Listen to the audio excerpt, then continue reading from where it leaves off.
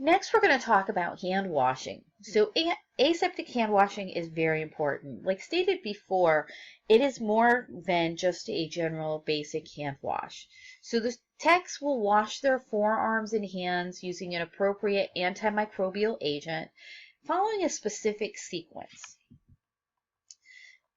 After you've donned your mask, you do not need to sanitize your hands because at this point you will be doing your hand washing.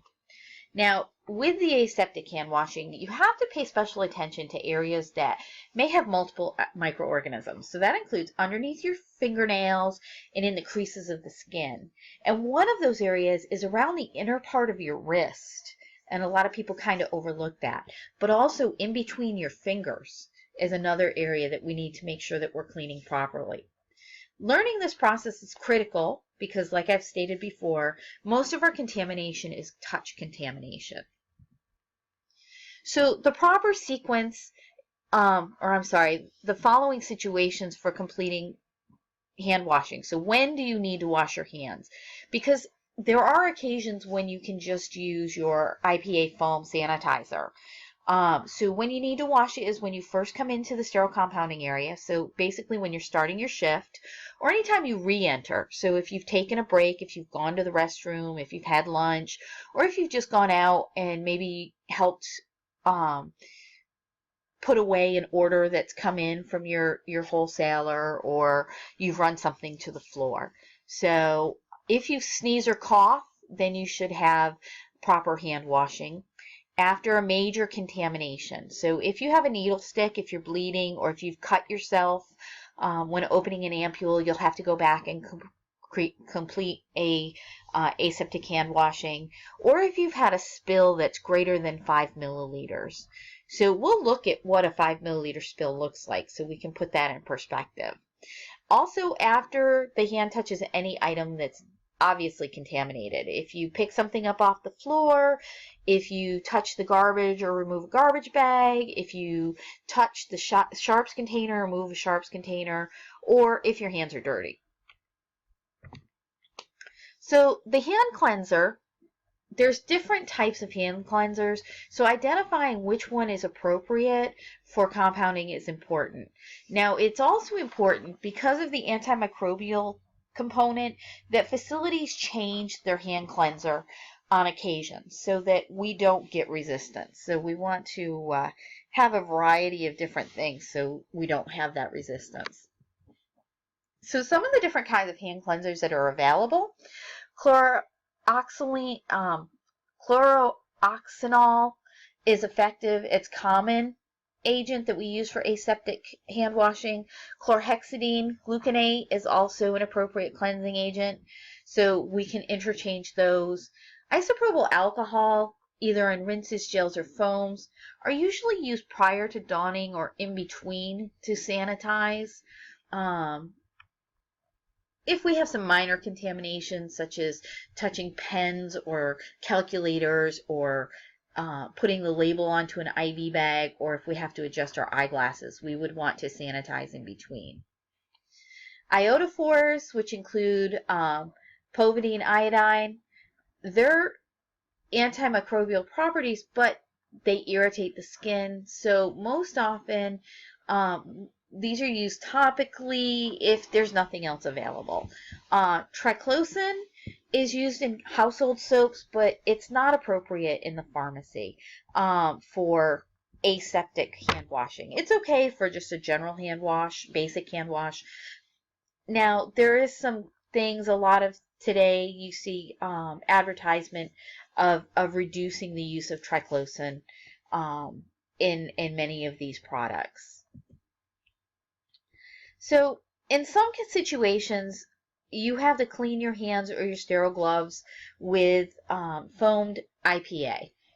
Upon entering the anteroom, prior to donning your PPE, you can use that foam after using a calculator or pen, as I stated before. If you have a spill less than 5 milliliters, and when there's potential for minor hand contamination, as stated on the previous slide.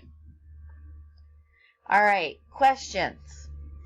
This type of hand cleanser is appropriate for general hand washing, but not acceptable for aseptic hand washing.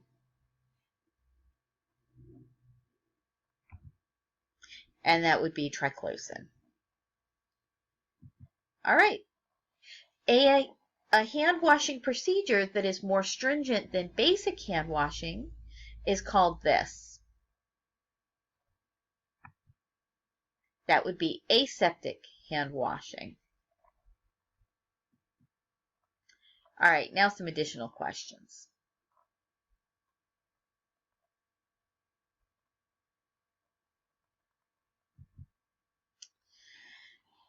Once you've completed your hand washing, you will then don your sterile gown and your gloves. So those are the last two items. The purpose of having the gown and the gloves is to contain any kind of skin contaminants.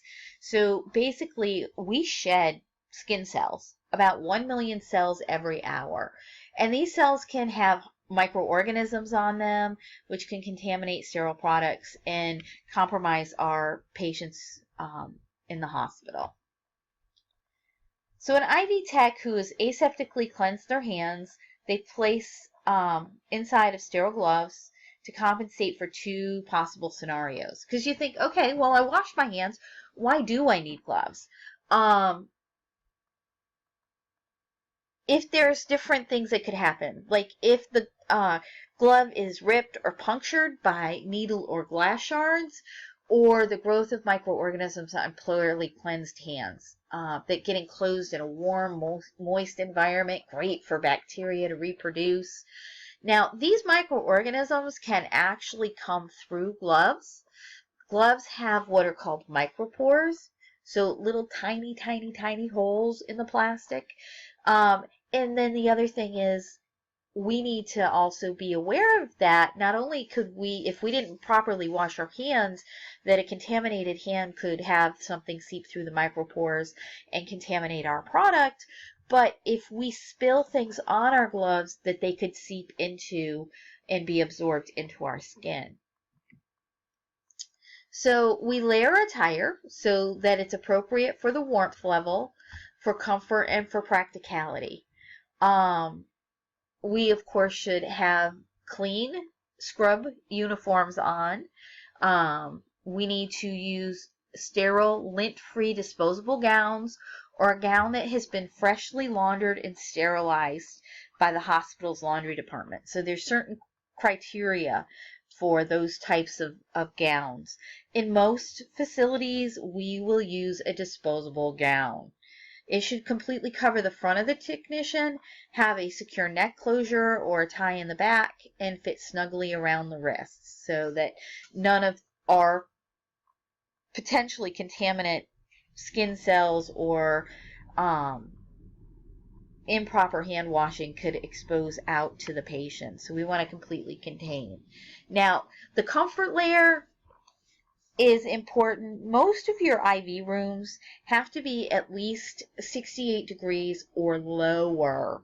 So they're a little chilly. But once you start donning these layers with the gloves and the gown over your scrubs, and it doesn't have as much breathability, it can get kind of warm in there. So you want it to be a little on the cool side once you start putting those layers on. The technician should use ideally sterile, but definitely powder-free gloves. They should be synthetic, non-latex for people who are available or who have a sensitivity to latex. So if you have a latex allergy, it's very important that you let the appropriate supervisor know so that they have the right product on hand for you. People who are sensitive to latex, they may have an underglove that you can put on, but the gloves have to be powder-free. Again, powder could contaminate the work environment. Sterile is the best practice, and as I stated before, we'll learn how to don sterile gloves properly, but we'll also learn how to properly sanitize a non-sterile glove.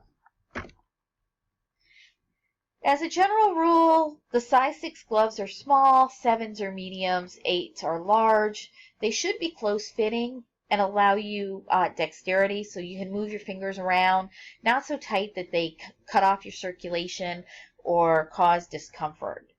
Gloves are meant one-time use. Now, that doesn't mean we change them every single item we make. That means that when we leave the compounding area and come back into the compounding area, we generally would change our gloves. Okay, your turn. More questions. So, microorganisms could seep through these gloves because of, and that would be the micropores.